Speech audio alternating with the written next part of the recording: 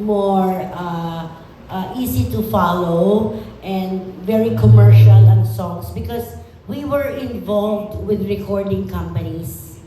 Okay? Recording companies were born that time.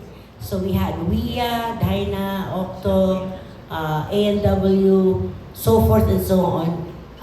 Dami namin. So all the recording companies were competing with one another, and through the competition for sales, they had dancers. So each recording company was represented by dancers.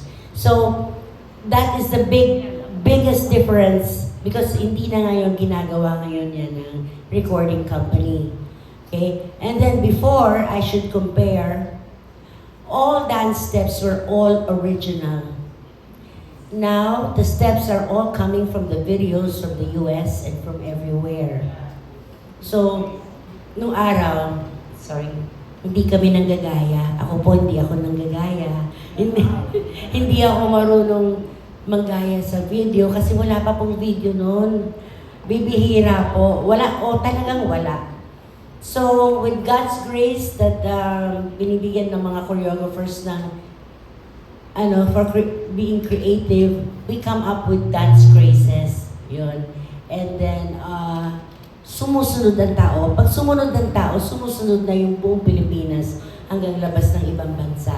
So, that's the biggest difference. Pero ang mga steps na yun ay napakagaganda pa rin.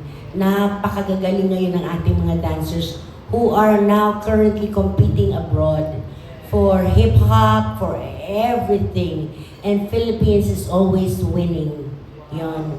So, I'm proud of this era now. Yeah, kasi may apo ko na magko-compete. I have an apo who's 14-year-old. I guess she got all my genes. Now she's competing also for London. Okay, thank you.